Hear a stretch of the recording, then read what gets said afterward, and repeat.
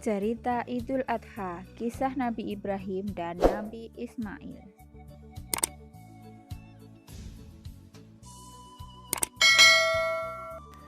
Idul Adha jatuh pada tanggal 10 Dzulhijjah. Idul Adha tak terlepas dari kisah pengorbanan Nabi Ismail oleh ayahnya Nabi Ibrahim.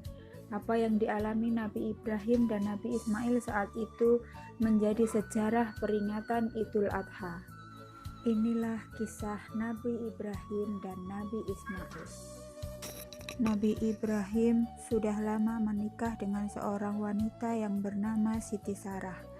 Namun sayang, mereka belum dikaruniai seorang anak.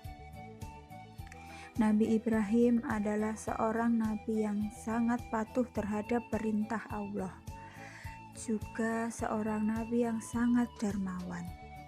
Setiap tahunnya beliau mengorbankan ratusan ekor domba dan unta untuk dibagikan kepada orang-orang yang tidak mampu. Hingga pada suatu hari beliau pernah berkata, "Suatu saat nanti, kalau aku dikaruniai seorang anak dan Allah memerintahkanku untuk mengorbankannya, aku rela melakukannya." Mengetahui keinginan suaminya untuk memiliki anak, Sarah kemudian mempersilahkan suaminya untuk menikah dengan Siti Hajar yang merupakan pembantu di keluarga Ibrahim. Dari pernikahannya dengan Siti Hajar, Nabi Ibrahim dikaruniai seorang putra yang kemudian diberi nama Ismail. Ismail menikmati masa kanak-kanaknya dan sangat disayangi ayahnya. Namun pada suatu ketika, tepatnya pada malam 8 Dzulhijjah, Nabi Ibrahim bermimpi didatangi seseorang yang membawa pesan dari Allah yang berisi perintah untuk menyembelih anaknya. Nabi Ibrahim pun kaget dan muncul keraguan padanya, apakah perintah itu memang benar-benar dari Allah atau tidak. Pada 8 Dzulhijjah itu, Nabi Ibrahim merenung mengenai benar atau tidaknya perintah tersebut. Di kemudian hari, kejadian mimpi ini diperingati umat Islam dengan mengerjakan puasa sunnah hari Tarwiyah.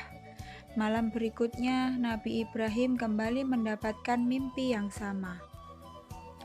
Pada mimpi yang kedua ini, Nabi Ibrahim semakin yakin bahwa perintah tersebut memang berasal dari Allah Subhanahu wa Ta'ala. Oleh karena itu, pada 9 Dzulhijjah, umat Islam memperingatinya dengan puasa hari Arafah, yakni hari ketika Nabi Ibrahim mengetahui pesan yang berisi perintah menyembelih anaknya. Lalu pada tanggal 10 Dzulhijjah, Nabi Ibrahim membawa Ismail untuk dikurbankan. Ismail pun dengan senang hati bersedia dikurbankan karena meyakini bahwa perintah itu datangnya dari Allah Subhanahu wa Ta'ala. Selama di perjalanan, Nabi Ibrahim dan Siti Hajar dikisahkan diganggu oleh setan yang ingin menggagalkan rencana tersebut. Mereka kemudian melempari setan yang menggoda dengan batu. Hari penyembelihan pun tiba, yaitu pada tanggal 10 Dzulhijjah. Sebagai balasan atas ketaatan dan keikhlasan Nabi Ibrahim alaihissalam dan Nabi Ismail alaihissalam, Allah Subhanahu wa Ta'ala pun mengganti Nabi Ismail alaihissalam dengan seekor hewan sembelihan yang besar. Disinilah terungkap bahwa apa yang diperintahkan Allah Subhanahu wa Ta'ala tersebut adalah ujian untuk Nabi Ibrahim dan Nabi Ismail. Sejauh mana cinta dan ketaatan mereka terhadap Allah Subhanahu wa Ta'ala. Dan mereka membuktikannya. Keduanya lulus dari ujian yang maha berat itu. Nabi Ibrahim alaihissalam telah menunjukkan kesetiaan yang tulus dengan mengorbankan putranya untuk berbakti melaksanakan perintah Allah Subhanahu wa Ta'ala.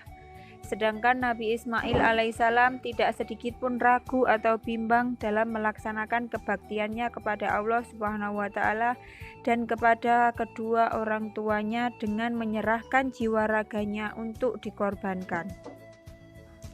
Dan inilah asal permulaan sunnah berkurban yang dilakukan oleh umat Islam pada hari raya Idul Adha di seluruh dunia. Dari cerita di atas, semoga kita bisa meneladani sifat Nabi Ibrahim alaihissalam dan Nabi Ismail alaihissalam yang begitu sabar dan taat, rela berkorban untuk Allah Subhanahu wa Ta'ala. Demikian kisah Nabi Ibrahim dan Nabi Ismail.